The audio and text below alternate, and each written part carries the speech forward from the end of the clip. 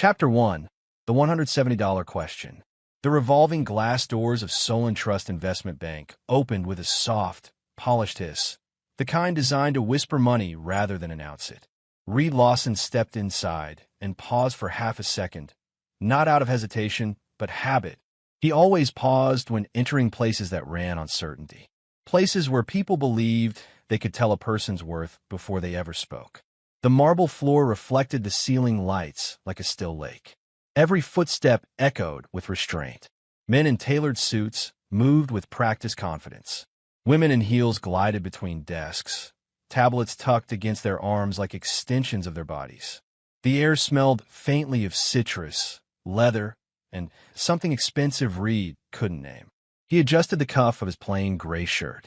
No watch, no tie, no visible brand. His shoes were clean but worn, the kind you kept because they were comfortable, not because they impressed anyone. Reed blended in the way shadows did, present but unnoticed. He approached the reception desk, where a young woman typed rapidly, her nails clicking like a countdown. Without looking up, she said, "Do you have an appointment?" "No," Reed replied gently. "I was hoping to speak to someone about a small investment." That earned him a glance. Her eyes moved quickly, shirt, shoes, face, then returned to the screen. "What amount are we talking about?" she asked, already bored. $170. The typing stopped. Slowly, deliberately, she looked up again. This time, her eyebrows lifted, not in curiosity, but in disbelief. "I'm sorry," she said, her voice tight with restraint. "Did you say 170? "Yes," Reed said. "I know it's small, but it's important to me." A man standing nearby snorted before he could stop himself. Another woman coughed, disguising a laugh. The sound rippled outward, subtle at first, then unmistakable. A low murmur began to spread across the lobby like wind through tall grass. Reed felt it immediately, the shift. Eyes turned. Conversations paused mid-sentence. A client in a navy suit leaned toward his companion and whispered something behind his hand. Someone else shook their head, smiling as if they'd just been offered a joke they didn't ask for. The receptionist straightened. "Sir," she said, lowering her voice as if doing him a favor, "Solon Trust specializes in high-net-worth portfolios." "Our minimums, I understand," Reed interrupted politely. "I'm not asking for a portfolio, just guidance. There's a green energy startup I believe in. They're local, early stage. I thought, that's enough." The voice cut through the lobby like a blade. High heels clicked against marble as a woman stepped forward from the glass-walled offices beyond the reception area. Her presence alone quieted the room. She was tall, impeccably dressed in a tailored black suit that looked engineered rather than sewn. Her hair was pulled back tightly, not a strand out of place. Authority radiated from her posture, the kind earned by years of being obeyed. Reed knew her walk before he saw her face. Mira Glenmont, senior investment banker, rising star, the woman who had once corrected his grammar at dinner parties and mocked his small plans late at night. His ex-wife. She stopped a few feet from him and looked him up and down without hiding her assessment. Her lips curved, not into a smile, but something sharper. "Well," she said coolly, "this is unexpected." The receptionist relaxed instantly. A few employees leaned closer, sensing entertainment. Reed met Mira's gaze, calm as still water. "Hello, Mira." Her eyes narrowed. "I thought you hated places like this," she said. "Too structured, too ambitious." A faint smile tugged at the corner of his mouth. "People change." She laughed, once short and dismissive. "Do they?" She turned slightly, addressing the room as much as him. "Apparently not everyone." A client chuckled. Someone else openly smiled. Mira crossed her arms. "Let me get this straight," she said. "You walked into Solon Trust Investment Bank to invest." She paused, savoring the moment. $170. "Yes," Reed said evenly. The laughter this time was louder. Mira shook her head, incredulous. "That wouldn't even cover the administrative paperwork." "I'm not asking for anything special," Reed replied. "Just information. Advice." "Advice," Mira echoed. "From us." She leaned in slightly, her voice dropping to something dangerously polite. "Reed, this isn't a charity office. This is a bank for serious investors. People who actually matter in the market. The word stung, but Reed's expression didn't change. I matter, he said simply. That did it. Mira's smile hardened. You always did have a talent for saying things without understanding them. She straightened and spoke louder now, making sure the lobby heard every word. We don't serve poor beggars here. The sentence landed heavy and final. A few people gasped. Others smirked. A man near the waiting area shook his head, amused. The receptionist bit her lip, pretending to be busy. For a moment, silence stretched between Reed and Mira. Old memories flickered, late nights, shared meals, arguments about ambition and money, and what success looked like. All of it felt distant now, like another life he'd read about once. Reed nodded slowly. I see, he said. Mira tilted her head, expecting anger, defense, shame. She got none. Reed reached into his pocket and pulled out a folded piece of paper. He placed it gently on the reception desk. If you ever decide to look beyond appearances, he said, that startup's name is on there. Mira didn't even glance at it. I think you should leave, she said coldly, before you embarrass yourself further. Reed smiled, not bitterly, not sarcastically, just a small, calm smile. He turned, walked back across the marble floor, and pushed through the revolving doors. The glass spun quietly behind him as he stepped back into the street. Chapter 2, The Woman Who Forgot Him. Mira Glenmont did not watch Reed Lawson leave the bank. She turned away before the glass doors finished revolving, already dismissing him as an inconvenience, an unpleasant interruption in an otherwise flawless morning. Her heels clicked sharply as she walked back toward her glass office, each step reclaiming control, reclaiming order. Unbelievable, she muttered. Behind her, the lobby slowly returned to normal. Conversations restarted. Laughter softened. The moment became a story employees would retell later over coffee. Did you see that guy? The one who tried to invest pocket change? And Mira knew she would be remembered as the one who shut down. As she should. Inside her office, sunlight poured through floor-to-ceiling windows, casting clean lines across her desk. The skyline outside belonged to her. She had earned that view. Every promotion, every ruthless decision, every night she stayed late while others went home. She set her tablet down and straightened her blazer, catching her reflection in the glass. Composed, powerful, untouchable. Exactly the opposite of the man who had just walked out. Mira's reputation inside Solon Trust was surgical. She didn't yell. She didn't panic. She didn't waste time on people who didn't belong. Her deals closed because she made them inevitable. Junior bankers feared her questions. Clients trusted her numbers. Executives listened when she spoke. She had climbed fast, faster than anyone expected. And she had done alone. That mattered to her. Her phone buzzed. A message from colleague. Handled that situation well. Some people don't know their place. Mira allowed herself a small smile and typed back. Someone had to say it. She leaned back in her chair, crossing her arms, and for a brief moment, just a flicker, Reed's calm expression surfaced in her mind. Not angry, not embarrassed, just steady. She dismissed it instantly. Reed had always been like that. Calm to the point of uselessness. Years ago, when they were still married, she used to mistake that calm for depth, for wisdom. She had believed his patience meant he was thinking long-term, that he had some grand plan quietly unfolding beneath the surface. She had been wrong. The memories came whether she invited them or not. Their first apartment had been small. Too small. Reed had insisted it was enough for now. He talked about saving, about stability, about taking measured steps. Mira, fresh out of business school, had wanted motion. Growth. Visibility. You're too comfortable being average, she had told him one night, standing in their cramped kitchen. Do you have any idea how much opportunity you're wasting? Reed had looked at her the same way he always did, thoughtful, unhurried. Not everything has to be a race, Mira. That sentence had followed her for years. She hated it. When she got her first major promotion offer, she had expected him to celebrate. Instead, he asked questions. About hours. About stress. About whether it aligned with what she actually wanted. What I want, she snapped back then, is to not end up like this forever. She meant the apartment. The modest life. Him. The divorce was efficient. Civil. No screaming. No drama. Reed didn't fight for anything. Not the furniture, not the money, not even the narrative. He signed the papers quietly, wished her well, and walked away with nothing but a box of books and clothes. That, more than anything, enraged her. People were supposed to fight when they lost.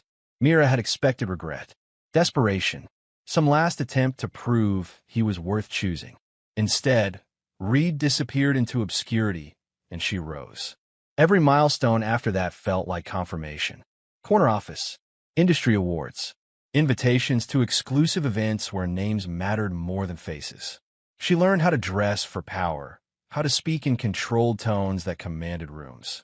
She surrounded herself with people who thought in millions, not hundreds. She had evolved. Reed had not.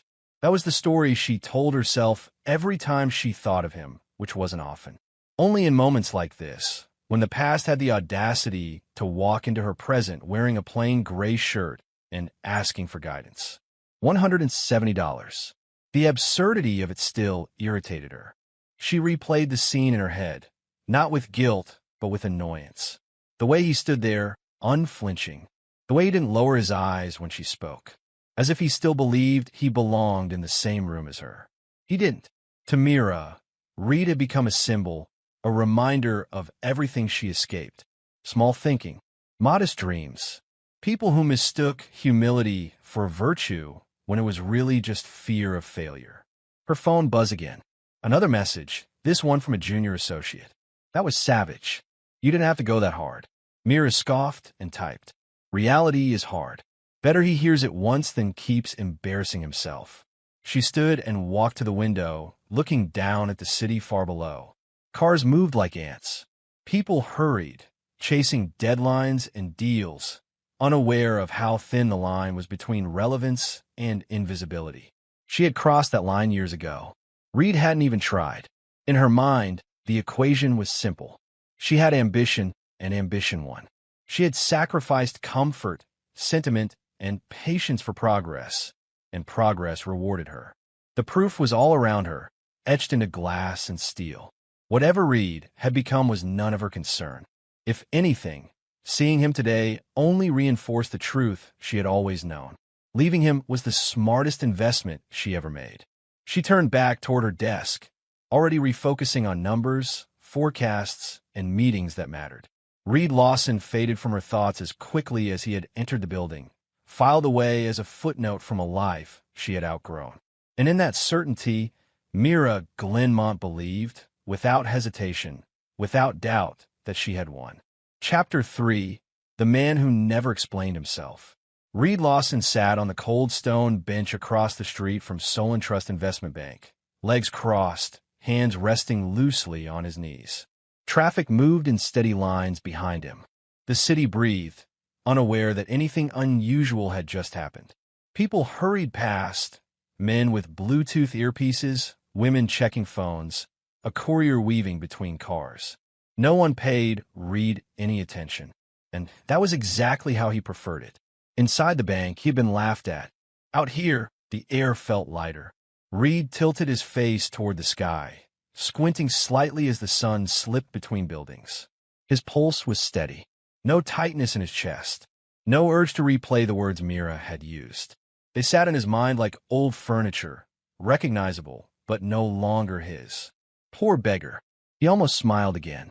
A younger version of him might have felt the need to explain, to correct the assumption, to say something sharp enough to reclaim dignity in front of strangers. But that man no longer existed. This Reed understood something most people never did. Explanation was a currency wasted on those who had already decided your worth. He reached into his coat pocket and pulled out his phone, not hurriedly, not dramatically, just a small, deliberate movement. He checked the time. Still early. Plenty of room for patience. Years ago, patience had been all he had. After the divorce, Reed had vanished quietly. No announcements. No social media posts about reinvention. He moved into a modest apartment, took a consulting job no one found impressive, and lived below every standard Mira once mocked him for accepting. What no one saw, what no one cared to ask, was what he did with his nights. He read, not casually, obsessively. Finance textbooks, market histories, risk theory, behavioral economics. He studied failures more than successes, learned how bubbles formed, how arrogance blinded institutions, how money, when handled without ego, could move invisibly through the world. His grandfather had prepared him long before that. The inheritance came with no ceremony. No lawyer's office filled with tension. Just a phone call and a letter written in careful, slanted handwriting. Wealth isn't loud, the letter said. If people know you have it, they'll try to take it, or worse, tell you how to use it. Reed remembered sitting alone at his kitchen table. The letter unfolded, the number in the accompanying document, so large it didn't feel real.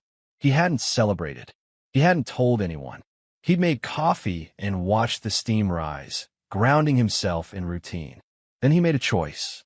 He would not live like someone who had suddenly won. He would live like someone who was learning.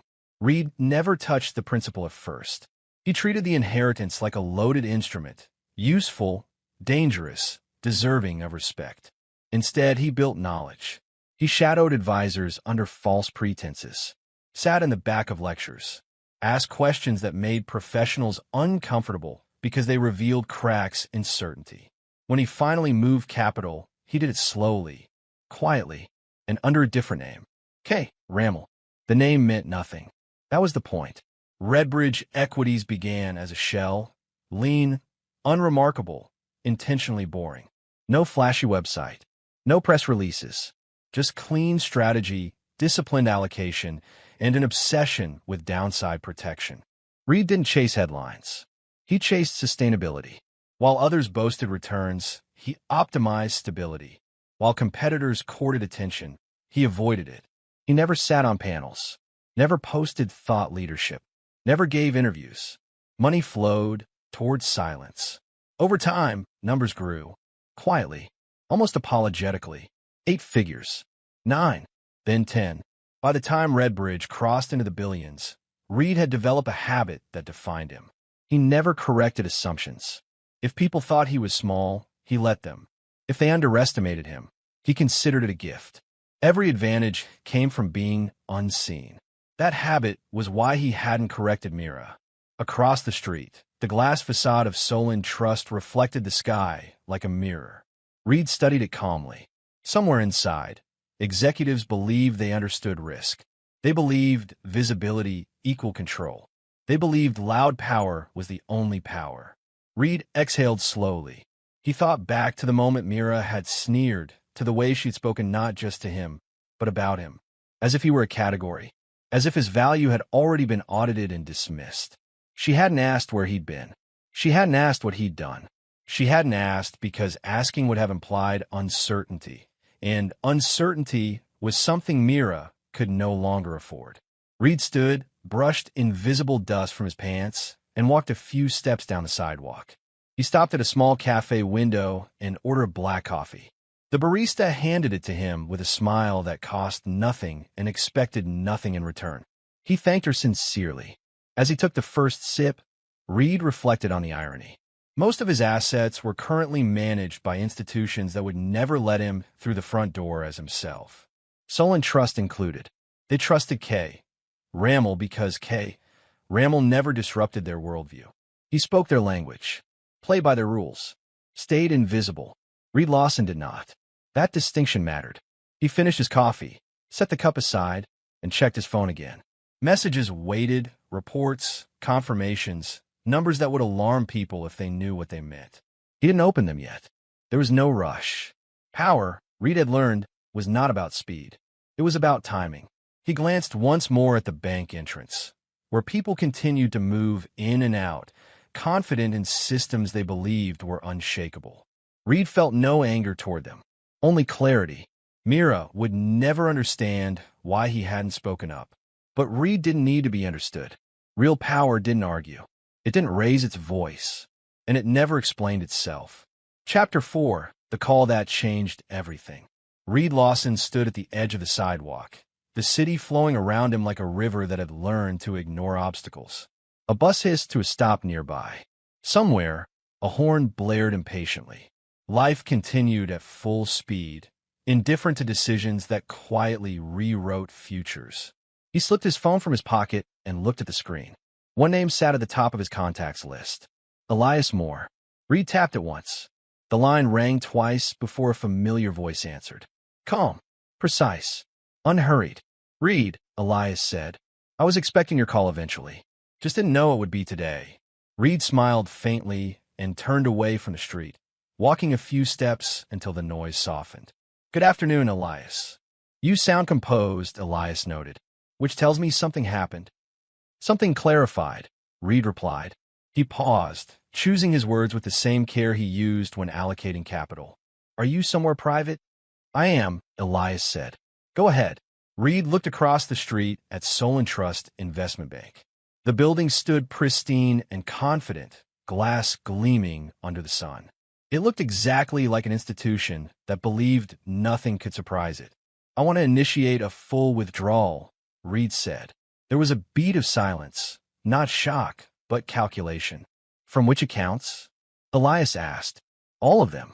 Elias exhaled slowly. You're referring to the Redbridge-managed assets held through Solon Trust. Yes. Reed, Elias said carefully, that's $8.5 billion. I'm aware. Another pause. Longer this time. Before I proceed, Elias said, I need to ask the obvious question. Is this emotional? Reed considered that. He thought of Mira's voice, sharp and dismissive, of the laughter, of the word beggar. Then he looked down at his steady hands. No, he said honestly. It's procedural. Elias hummed quietly. Procedural is usually worse. Reed allowed himself a brief breath of amusement. I'm not interested in public statements. No legal theatrics. No leverage plays. Just execution, Elias said. Just execution. Elias's tone shifted, not to excitement, but to professional gravity. Very well. We'll need to stagger the withdrawals to comply with regulatory frameworks and minimize unnecessary exposure. Europe first, Reed said smoothly. Then Asia-Pacific. Then domestic. Elias didn't ask why. He understood sequencing. I'll notify the custodians and clearing partners immediately. Thank you. Reed, Elias added, hesitation creeping in. Once this begins, there's no quiet way to stop it. I know, Reed said. That's why I'm starting it quietly. The call ended. Reed lowered the phone and slipped it back into his pocket. He didn't feel a rush of adrenaline. No satisfaction. No sense of victory. Only alignment. Across the street, inside Solon Trust, the first tremor passed unnoticed. A junior analyst in the European desk frowned at her screen, assuming it was a latency issue. She refreshed the data feed once. Then again. Mark? She called her supervisor. Can you take a look at this? Mark leaned over her shoulder, coffee in hand. What am I looking at? Outflows, she said. Large ones. How large? She swallowed. Unusual. Mark straightened. Unusual doesn't exist here. Define it. Before she could answer, another notification chimed. Then another. Lines of red text scrolled faster than they should have. Mark set his coffee down. In another wing of the building, an automated system flagged a variance threshold and quietly logged it. No alarms yet, just data adjusting itself to something unexpected.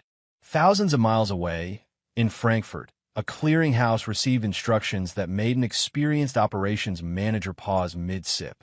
That's substantial, he murmured.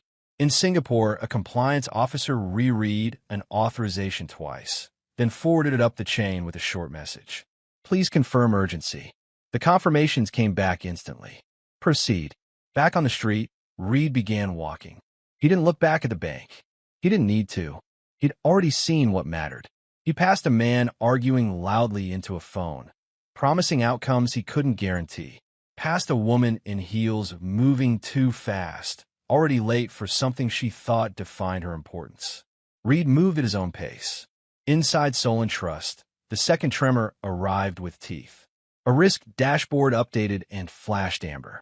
A manager frowned, tapped the screen, and called IT. Is the feed stable? He asked.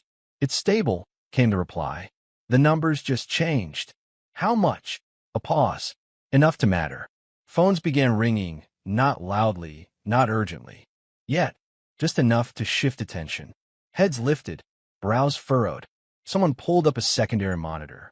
The system did what systems always did when confronted with something outside prediction. It tried to compensate. Liquidity buffers adjusted. Short-term assets were repositioned. Algorithms recalibrated. Then Asia-Pacific opened. In Tokyo, a trader stared at his screen and felt his stomach tighten.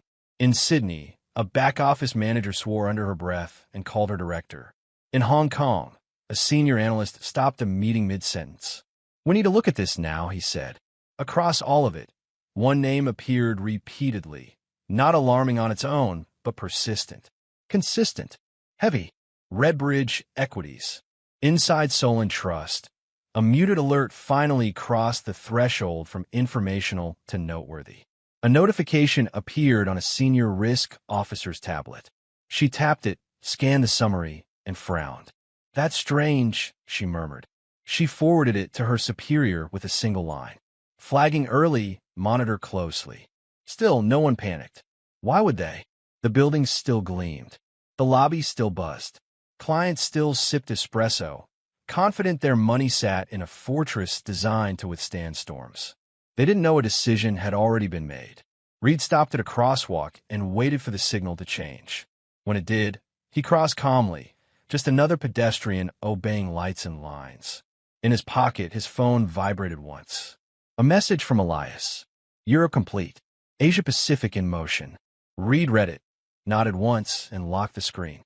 Behind him, far beyond glass and marble and belief, systems began to strain, not from force, not from malice, but from certainty encountering silence. And inside Solon Trust Investment Bank, no one yet understood why the alarms were starting to scream. Chapter 5, Liquidity is a Lie. The first shout came from the risk floor. "Why is this still moving?" Monitors lined the walls of Solon Trust Investment Bank's operations center, each one pulsing with charts, flows, and live market data. Normally, the room hummed with quiet efficiency, keyboard taps, murmured confirmations, the low confidence of people who trusted models more than instincts. Today, the hum fractured. A junior analyst stood halfway out of her chair, eyes locked on her screen. "It's not slowing," she said. "We adjusted buffers. We rerouted short-term assets. It's still draining." Her manager strode over, jaw tight. "Show me." She pulled the data onto the main display. Red arrows streamed downward like blood drops, steady and relentless. "That's not retail behavior," someone muttered. "No," another replied. "That's institutional." Across the floor, phones began ringing, not the polite, scheduled calls of a normal trading day, but sharp, insistent vibrations. Conversations overlapped. Who authorized this? Is this a stress test? Why wasn't this flagged last night?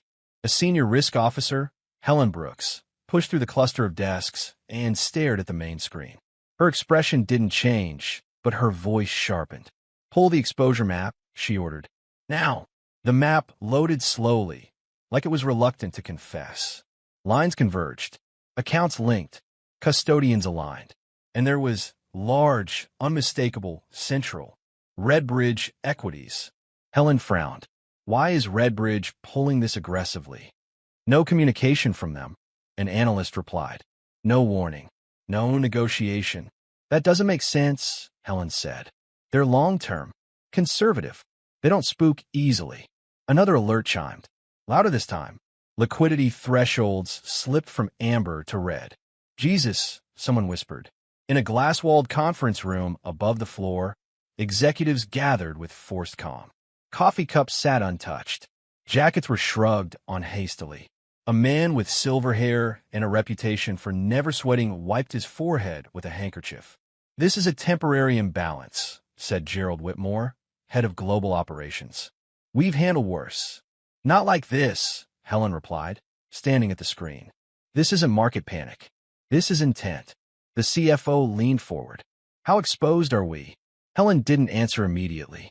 She clicked through layers of data, her fingers precise despite the growing noise around them. "On paper," she said finally, "we're fine. And in reality?" She looked up. "Liquidity is a lie when everyone wants cash at the same time." Silence flickered, then broke. Start liquidating non-core positions, Gerald snapped. That'll hit the stock. Better bruised than dead. Orders went out. Assets were sold faster than strategy recommended. Markets noticed. Downstairs, a trader stared at his screen as Solon Trust stock dipped, then dipped again. We're spooking the street, he said into his headset. Volumes reacting. Contain it, came the reply. Don't let this escalate. But escalation didn't ask permission. News feeds refreshed. Algorithms adjusted. A rumor, small, vague, untraceable, began to ripple outward. Something's wrong at Solon Trust. In Mira Glenmont's office, the first sign was the tone of the knock. It wasn't tentative. It was urgent. She looked up from her tablet, irritation flashing across her face. Yes. The door opened, and one of her associates stepped in, pale. Mira, have you seen the floor yet? I'm in the middle of, you need to come. Now. She followed him down the corridor, heels striking faster than usual. Through the glass walls, she could see movement, too much movement. People standing. Voices raised. Screens crowded with red. What happened? She demanded. Helen caught sight of her and waved her over. We've got a significant withdrawal event. Mira folded her arms. From who? Helen turned the screen slightly. Redbridge Equities. Mira blinked once. That's not possible. They've already cleared Europe and Asia-Pacific, Helen said. Domestic is underway. Mira scoffed. Redbridge doesn't make emotional decisions. Whoever's running this is disciplined. That's the problem, Helen replied. They're too disciplined. Gerald stepped in. We need to know who's behind this. Ultimate beneficial owner. Already pulling it, an analyst said, fingers flying. It's complicated. How complicated? Mira asked sharply.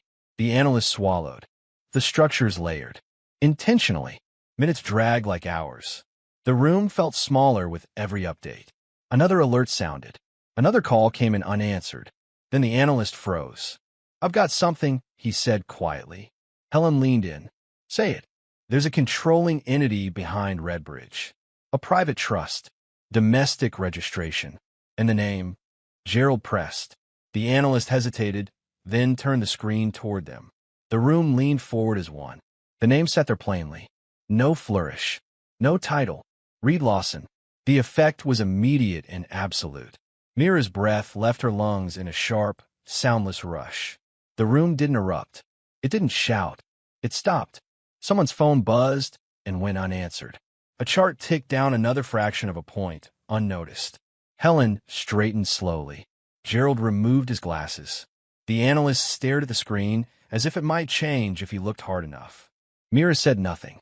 The name hung in the air, heavy and undeniable. Reed Lawson.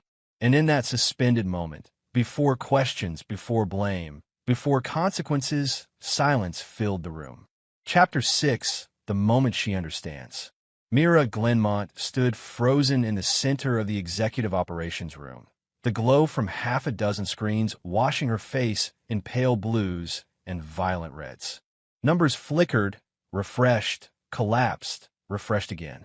Every screen told the same story in different languages. Outflows, liquidations, volatility, loss. Someone was speaking to her. She could see his mouth moving, but the words didn't register.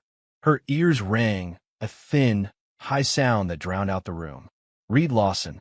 The name still hovered in her mind, sharp and unreal, as if it had been spoken by mistake. As if someone would correct it any second now and laugh at the misunderstanding. But no one laughed. Mira, Helen said again, more firmly this time. We need direction.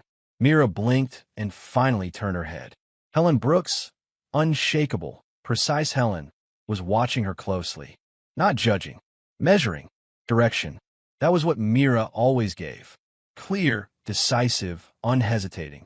She had built her career on never pausing too long when the room expected certainty. Her mouth opened. Nothing came out.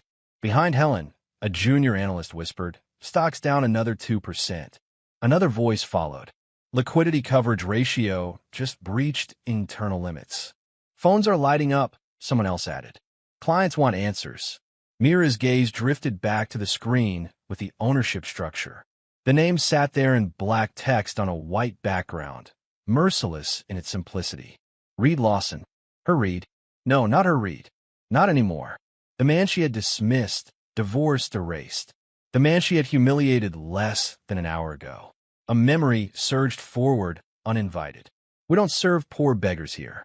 She heard her own voice saying it, cold, sharp, public.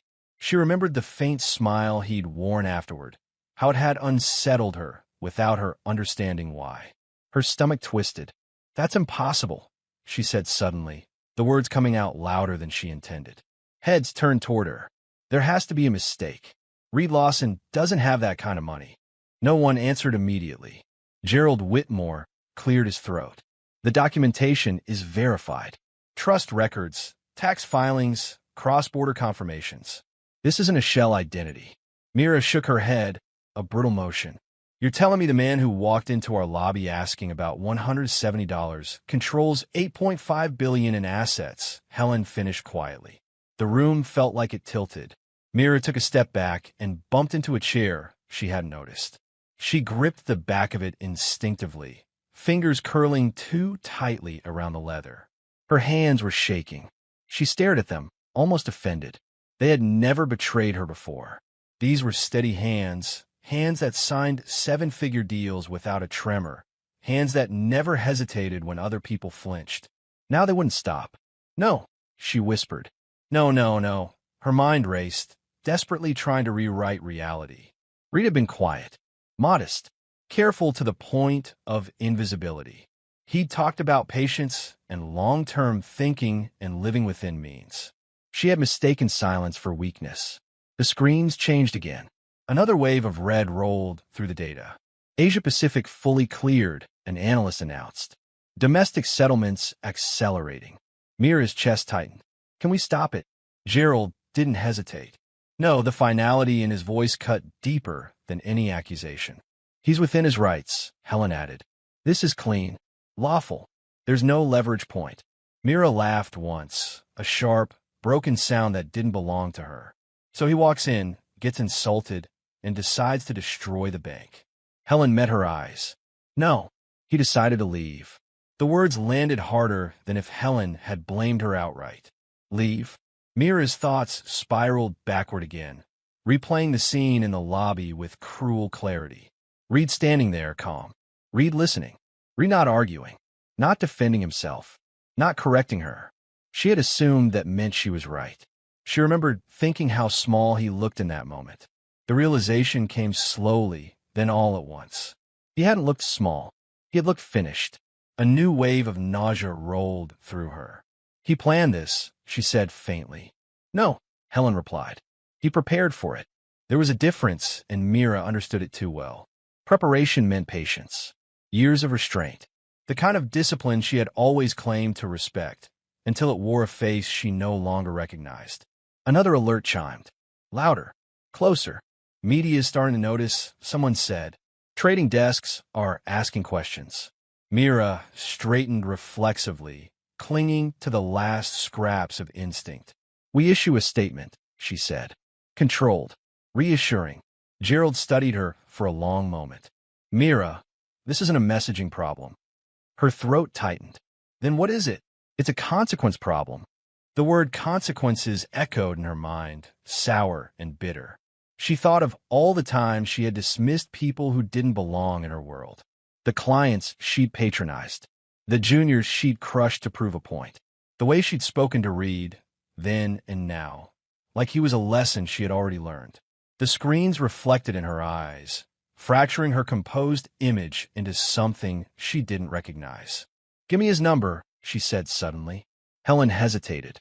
"That wouldn't be appropriate." "I don't care," Mira snapped, then caught herself. Her voice cracked. "Please." Gerald shook his head. "This isn't a conversation you get to initiate." The truth of that settled over her like a weight. For the first time since she'd stepped into Solon Trust as a rising star, Mira Glenmont felt exposed. Not professionally embarrassed, powerless. She wasn't steering the situation. She wasn't even in the passenger seat. She was standing on the platform, watching a train disappear into the distance, realizing too late that she'd been waving at the wrong moment. Her phone buzzed in her pocket. She flinched, hope flaring irrationally, then died when she saw it was just another internal alert. The bank stock dipped again. Mira sank slowly into the chair behind her, the leather cold against her back. Around her, people moved, spoke, acted, but it all felt far away. Her gaze returned to the name on the screen. Reed Lawson, the beggar, the ex-husband, the largest client. Her hands trembled again, and this time she didn't fight it. Because in that moment, watching the system she trusted unravel, feeling the ground shift beneath her certainty, Mira understood something she never had before. For the first time in her career, power was not on her side. Chapter 7, The Boardroom Reckoning. The executive boardroom of Solon Trust Investment Bank had been designed to intimidate without shouting. A long table of dark polished wood stretched beneath recessed lighting. Leather chairs sat perfectly aligned. Floor-to-ceiling windows framed the city like a possession rather than a view. Every person seated there had power on paper. None of them spoke when the doors opened. Reed Lawson stepped inside quietly. No entourage, no tailored arrogance. Just a composed man in a plain jacket, hands relaxed at his sides. He paused briefly, acknowledging the room with a measured nod, then took the empty chair at the far end of the table without being invited. The silence stretched. Gerald Whitmore cleared his throat. "Mr. Lawson, thank you for coming on such short notice." Reed inclined his head. "You asked. I came." His voice was calm, even. Not clipped, not rehearsed. The tone of someone who didn't need the room's approval. Mira sat 3 seats down from Gerald, rigid, eyes fixed on the tabletop. Her fingers were folded tightly together, knuckles pale. She hadn't looked at Reed since he entered. Helen Brooks broke the stillness. "Before we begin, I want to acknowledge the disruption your withdrawal has caused." Reed met her gaze. Disruption implies disorder. This was orderly. A few executives shifted uncomfortably. Gerald leaned forward. $8.5 billion exiting simultaneously is not insignificant. "I didn't say it was," Reed replied. "I said it was appropriate." A murmur rippled through the room and died quickly. Gerald chose his words carefully. "If this is about what happened earlier today," Reed raised a hand gently.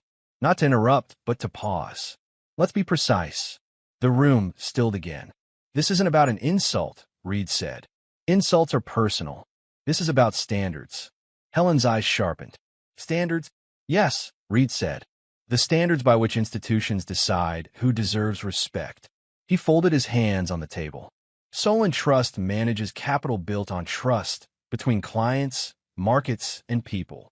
When respect becomes conditional on appearances, that trust erodes. Gerald frowned. "We pride ourselves on professionalism." Reed nodded. "I know. That's why I chose your firm." Mira flinched almost imperceptibly. Reed continued, his voice steady. "I entered your building today as myself. Not as a holding company. Not as an entity. As a person." No one spoke. "I asked a simple question," Reed said. "Not because the amount mattered, but because the answer would." Helen inhaled slowly. "You tested us." "No," Reed corrected gently. "I observed you." The distinction hung in the air. Gerald exhaled. "What would you have us do now?" Reed looked around the table, meeting each pair of eyes in turn. There was no anger in his gaze. No triumph. "Nothing," he said. "This meeting isn't a negotiation." A few executives exchanged glances. "I've already instructed my counsel to complete the withdrawal," Reed continued. "This relationship is concluded." Gerald stiffened. "Surely there's room to discuss remediation. Compensation. A statement." Reed shook his head once. "Compensation suggests loss." "I've lost nothing." Helen leaned forward. "Then why come here at all?" Reed considered the question. "Because institutions learn best when consequences are explained, not hidden." He turned slightly, his gaze settling, finally, on Mira. She did not look up. "Disrespect," Reed said calmly, "isn't loud. It's procedural. It's embedded in how decisions are made. Who gets heard, who gets dismissed." His voice remained level, but the words landed with weight. "When systems reward arrogance and punish humility, they create fragility," he continued. "Today exposed that." Gerald rubbed his temples. You're saying this is a lesson? No, Reed replied. It's a boundary. He pushed his chair back slightly and stood. I won't ask for apologies, he said. They tend to arrive after the damage is done. He straightened his jacket. And I won't ask for accountability. You're already experiencing it. Mira's breath caught. She still didn't lift her head. Reed addressed the room one last time. Solon Trust is not collapsing because of a withdrawal. It's shaking because it forgot what it was built on. Silence answered him. Reed turned toward the door, then paused. For what it's worth, he added quietly, I hope the institution survives. Then he walked out. The door closed softly behind him. No one moved. No one spoke. Gerald stared at the polished surface of the table as if it might offer answers. Helen sat perfectly still, eyes unfocused. The city beyond the windows continued as if nothing had happened. At the far end of the table, Mira remained frozen. Her lips parted slightly, as if words were forming, an explanation, an apology, a defense. Something. Nothing came. Mira said nothing. She couldn't. Chapter 8. The Fall of Solon Trust. The news broke before Solon Trust could control the language. It always did. A single headline appeared first, bland, cautious, easy to ignore. Major institutional withdrawal pressures, Solon Trust liquidity within minutes. It multiplied. Financial networks cut into scheduled programming. Market analysts leaned forward in studio chairs, voices sharpened by speculation. Social media lit up with screenshots of falling charts. Red arrows circled in disbelief. By noon, Solon Trust stock had dropped 8%. By mid-afternoon, it was 12%. Inside the building, the atmosphere curdled.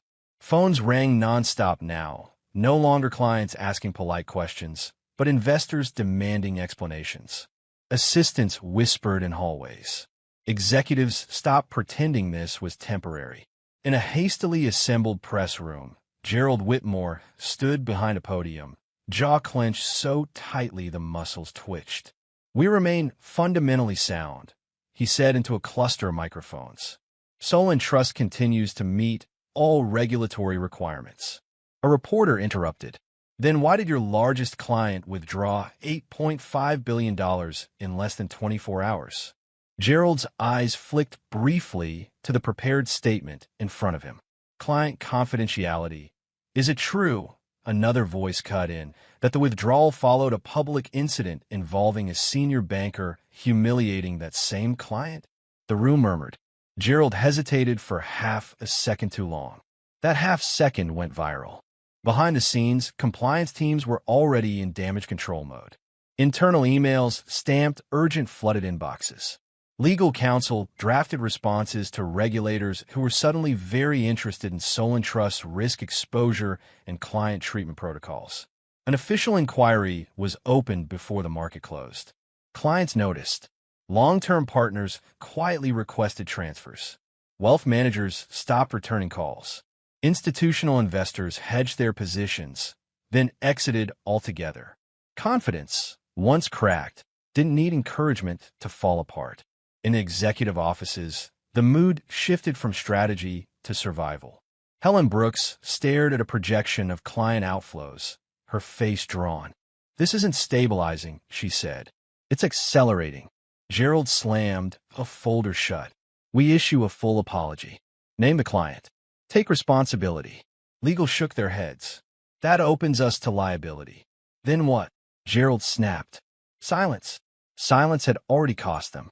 By evening, Solon Trust released a carefully worded public statement. It acknowledged an internal failure of professional conduct, affirmed its commitment to respect and ethical standards, and named Reed Lawson explicitly. The apology trended within an hour. So did the clip. The clip everyone shared wasn't the apology. It was surveillance footage from the lobby, grainy, imperfect, unmistakable. Reed standing calmly. Mira speaking sharply. Laughter echoing faintly. Commentary exploded. Arrogance meets consequences. Never judge by appearances. Power doesn't beg.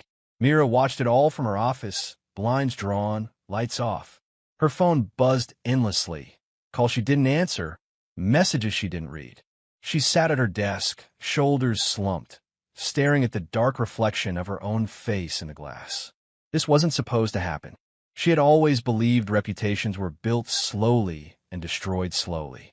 That with enough connections, enough credibility, mistakes could be absorbed. But this wasn't a mistake. It was a moment, and moments, she was learning, could be fatal. The knock on her door came just after sunset. She didn't respond. The door opened anyway. Gerald stood there, older than he had that morning. "Mira," he said quietly. She didn't look up. "You're here to fire me." Gerald exhaled. "I'm here to ask for your resignation." She laughed softly, bitterly. "Semantics. It will help the firm," he said. "And it may help you." She finally met his eyes. "Help me how?" He didn't answer.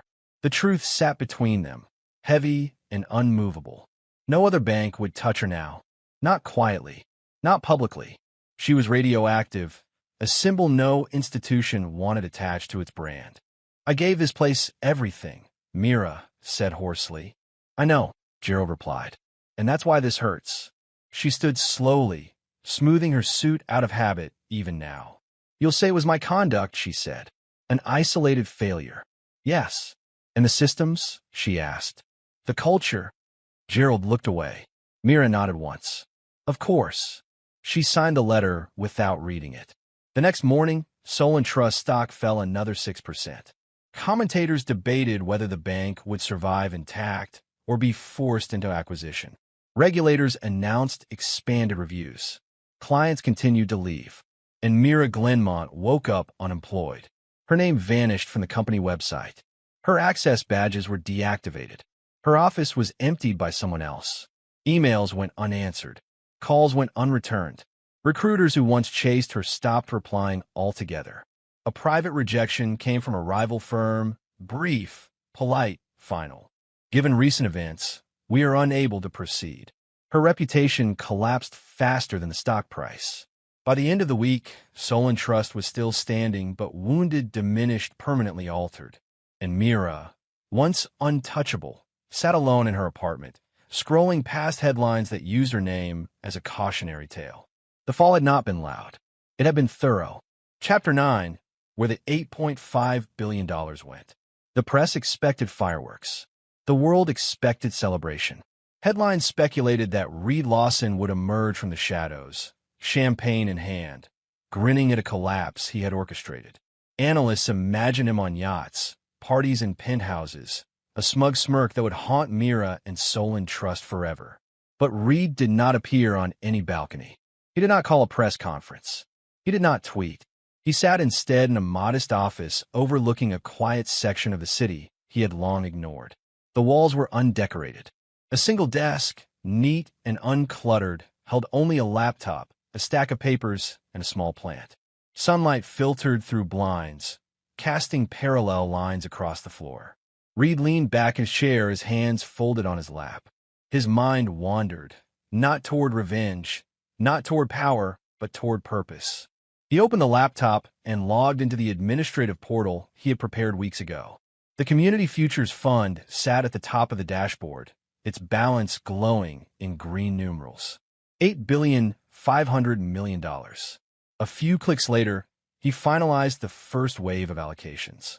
Microloans to small businesses in underserved neighborhoods, scholarships for students in rural areas, startup grants for renewable energy projects, and community banking initiatives that could give local economies self-sustaining momentum. Reed scrolled down to the recurring donations section. A smile flickered across his face. Every month, hundreds of students would receive exactly $170, the same amount Mira had mocked earlier. Not as insult, not as irony, but as opportunity, as a reminder that small sums, multiplied, could change lives. He called the first recipients personally, not to gloat, but to listen. "Hello, this is Reed Lawson," he said into a quiet phone line. "I'm reaching out from the Community Futures Fund. Congratulations, your scholarship is active." "Wait, are you serious?" a young woman asked, her voice trembling. "I can cover my tuition." "Yes," Reed said simply. "You can." Tears, stammered thanks, excitement. All natural human reactions to someone finally noticing potential where it had been ignored. Reed hung up and leaned back again. He let the sound of life fill the room. The city, the wind, the distant hum of traffic. This was wealth at work, unbranded and unannounced, invisible in its impact, but tangible in consequence. He pulled up a report of the fund's projections. Over the next 5 years, the $8.5 billion could seed hundreds of microfinance initiatives, scholarships for thousands, and investments in dozens of green startups. It was capital flowing through the arteries of society, not trapped in glass towers or locked behind vaults. Reed reflected on the irony. The world had assumed that wealth meant indulgence, that it meant ego, ostentation, and domination. He had learned long ago that true wealth had nothing to do with being seen. He instructed the operations team, prioritize sustainability over publicity. Every dollar must have impact and accountability. Yes, sir, came the reply. Reed allowed himself a rare moment to think of Mira, not in anger, but in quiet clarity. The lesson she had failed to understand, the one he had never explained, was this. Power that seeks revenge is fleeting. Power that serves others is permanent. A notification popped on the laptop. A local farmer had received a loan to purchase irrigation equipment. A small-town teacher's grant application had been approved for classroom supplies. A young engineer was setting up a prototype for a solar-powered water purifier. Every line of the fund's activity, every transaction, felt like the opposite of humiliation. It was creation, not destruction. Healing, not injury. He clicked into the automated donations section again. Hundreds of $170 allocations were scheduled to go out that month. Each one would arrive with a brief note. Believe in your potential. Build what you must. Respect is earned and given freely. Reed smiled faintly at the wording. Even a small message could instill confidence. The same amount that had once seemed laughable now became a symbol of opportunity. A colleague who had been quietly managing the fund approached. Mr. Lawson, she said, we've had inquiries from the press about your role in Solon Trust. Do you want us to respond? No, Reed replied. Let them speculate. Let them guess. Let them assume. The world is obsessed with stories that glorify conflict. They'll learn eventually that outcomes matter more than narratives. The colleague hesitated. And you're sure about not appearing publicly? Reed didn't hesitate. Absolutely. Influence is strongest when it is unannounced, when it flows quietly, and when it does not seek approval. Let the work speak. She nodded and left him in silence. Reed returned to reviewing allocations. Each microloan approved, each scholarship confirmed, was a small ripple in an ocean of potential. He imagined the impact spreading, towns becoming self-reliant, students breaking cycles of poverty, businesses creating local jobs, communities reclaiming control over their futures. He glanced again at the recurring $170 donations. Hundreds of small deposits each month. Symbolic, yet immensely practical. It was almost poetic. The amount Mira had mocked, now distributed intentionally, thoughtfully, to hundreds of people who would never know who had sent it, but whose lives would be altered nonetheless. In a quiet voice, almost to himself, Reed said, "This is how it should have been all along. No celebration, no gloating, no sense of victory in the conventional sense. Just execution, calm and deliberate. Just the redirection of power toward meaningful impact." Outside, the city continued its rhythm.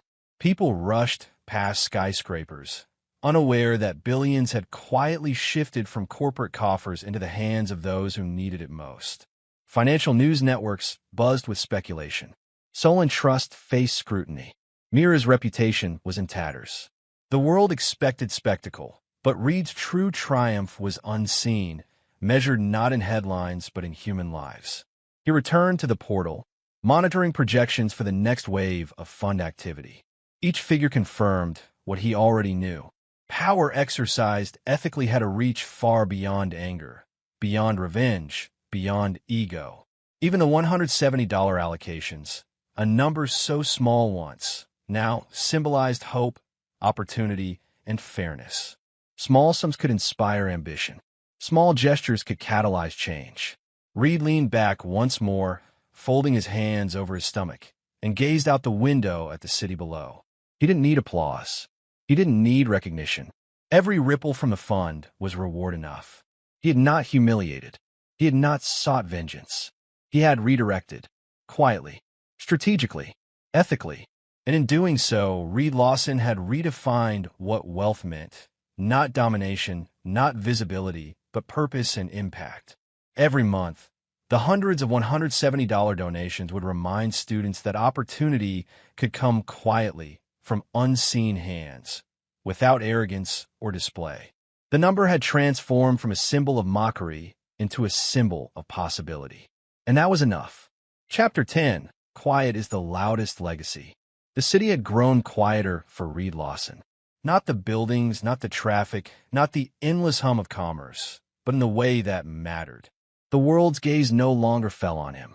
There were no headlines with his name, no analysts dissecting his decisions, no rumors whispered in trading floors or cocktail parties.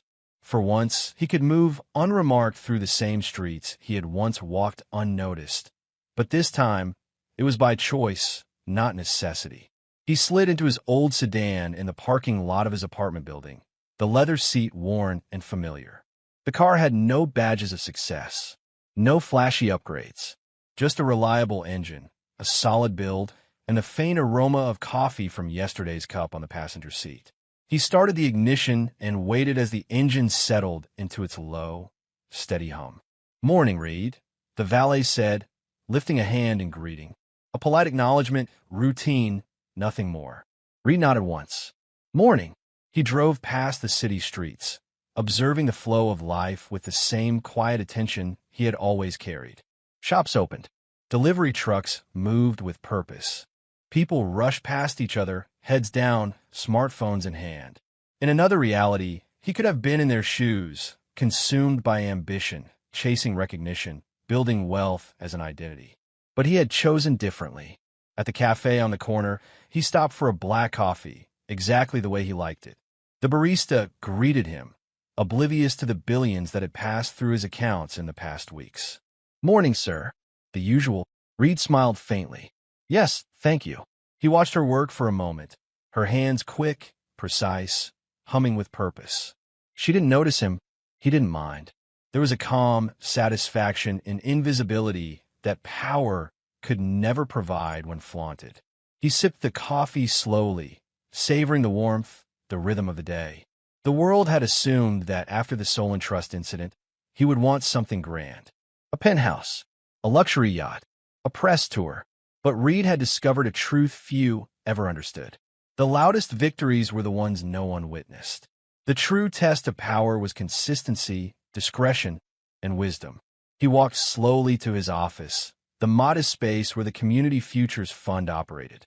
Staff worked diligently, phones ringing, keyboards clicking, but the energy was purposeful rather than frantic. Reed observed quietly, nodding occasionally, offering a small word of encouragement here or there.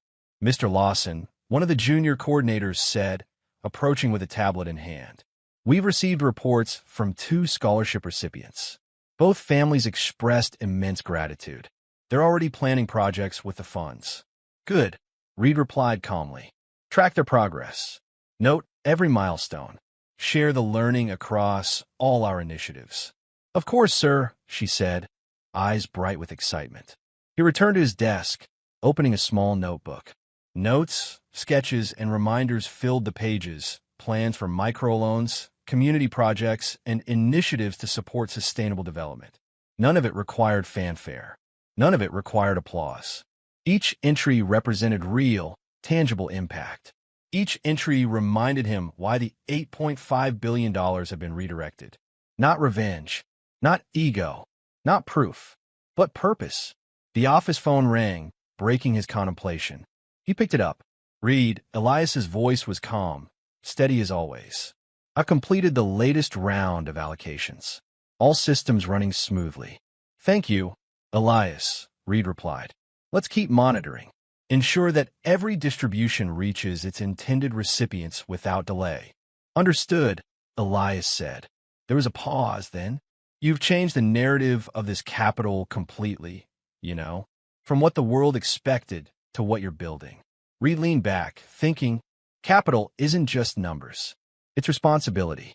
The world focuses on wealth as spectacle. I focus on wealth as consequence and utility. They are different. Elias chuckled softly. You've always thought differently. Quietly, Reed said, and ended the call. He looked out the window at the street below. People rushed past him, unaware of the vast resources quietly reshaping opportunities in the city. For them, life went on as it always had. But now, it carried the ripple of something better: education, stability, hope, seated by hands no one noticed. Meanwhile, Mira Glenmont had vanished from the public sphere. No firms courted her. Colleagues who once feared her now avoided the story entirely. Her reputation, once so meticulously crafted, had eroded faster than she could rebuild. Attempts to contact old connections were met with polite refusals, professional distance, or silence. Her social media presence was sparse, unremarkable, largely ignored. Reed had no part in her downfall beyond refusing to validate her arrogance. He observed from afar only as the consequences unfolded naturally. No celebration, no gloating, no satisfaction beyond the quiet acknowledgement that respect, once withheld, had real cost.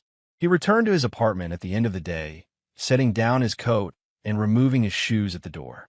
His space smelled faintly of the coffee he had bought that morning, of paper, of faint sunlight that had tracked through the window all day. He poured another cup of tea, the steam rising gently, curling into the quiet room. He opened a book he had been reading, something on behavioral economics, something on human motivation. He read a few paragraphs, taking notes in the margins, then leaned back in his chair, letting the weight of the day settle. The city outside buzzed and hummed, alive and unaware of the quiet legacies being built within it. For Reed, wealth was no longer measured in dollars, stock prices, or titles. It was measured in lives touched, opportunities created, and systems strengthened. His satisfaction came not from the collapse of a bank, not from a humiliation of a former adversary, but from the enduring, practical influence he could exert while remaining unobtrusive. The phone buzzed again, a notification from the Community Futures Fund. Another student had received their first $170 installment. Reed smiled faintly. That number, once a source of mockery, had transformed into a symbol of possibility. Small, deliberate, and repeated, it represented the quiet power of dignity, respect, and opportunity. He set the cup of tea down, folded his hands in his lap, and gazed out the window at the skyline. Neon lights would start to flicker soon, traffic would swell again, and the world would continue its relentless pace. Reed would remain in his modest rhythm. Simple habits, unchanged car, unchanged routines, unchanged humility. He reflected on the lessons he had lived and the ones the world had quietly observed. Respect costs nothing. Arrogance costs everything. True power never announces itself. And in that quietude, with the city's pulse distant but steady, Reed Lawson understood that legacy was not what people applauded. Legacy was what endured without attention, silently shaping the lives of others. He leaned back, closed his eyes, and let the quiet settle around him, knowing that for him, this was victory, the loudest victory of all.